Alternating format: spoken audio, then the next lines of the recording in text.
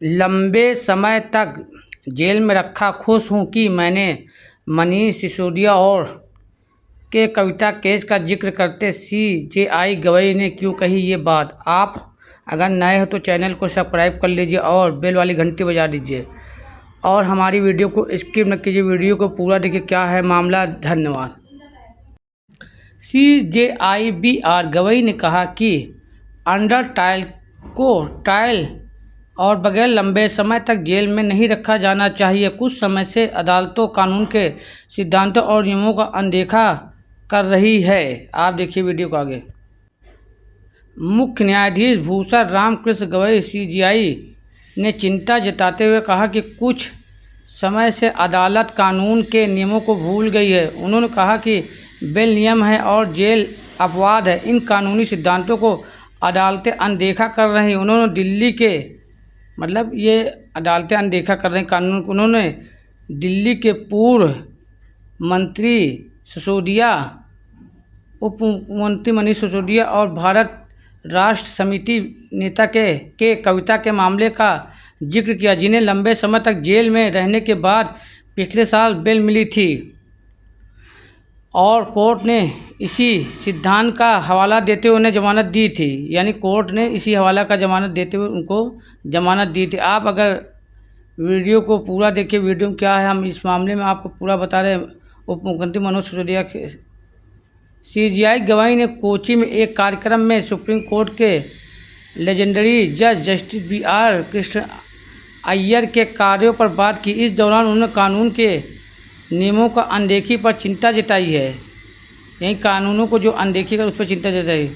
Bar and bench की report के अनुसार सीजेआई गवई ने कहा कि उन्होंने प्रवीर पुरकायस्थ, मनीष सिसोदिया और के कविता के मामले में इस सिद्धांत को दोहराने की कोशिश की थी।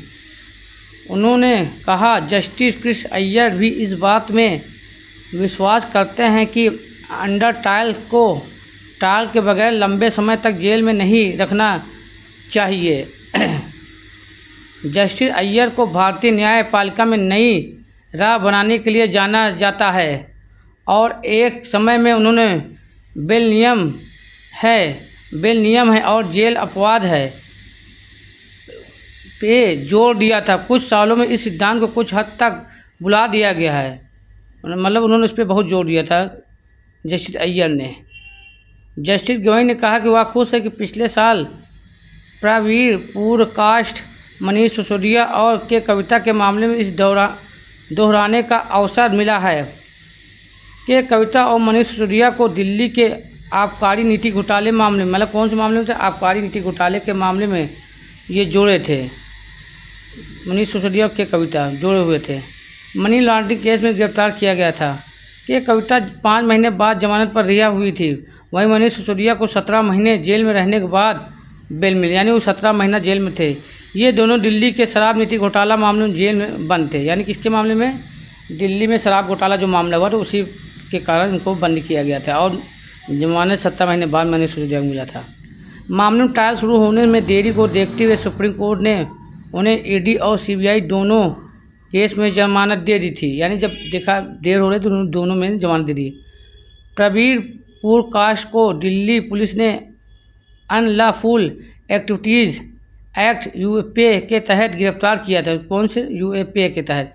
तीनों केस में जो बेंच सुनवाई कर रही थी उसमें जस्टिस गवई भी शामिल थे। यानी जो बेंच शामिल कर उसमें जस्टिस गवई भी शामिल है, वो बता रहे हैं उसमें गवई भी शामिल थे।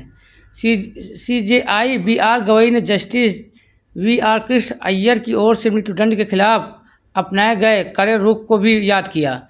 यानी जब मृत्युदंड अय्यर ने किया उसके खिलाफ भी गवई ने अपना रुख अख्तियार किया। मुख्य न्यायाधीश ने जस्टिस अय्यर के उल्लेखनीय योगदान पर यह एक स्मृति व्याख्यान देते हुए जनहित के मुद्दे उठाने वाले एक वकील से लेकर एक मंत्री और एक न्यायाधीश तक विभिन्न स्तरों पर उनकी भूमिका को याद किया जाता है।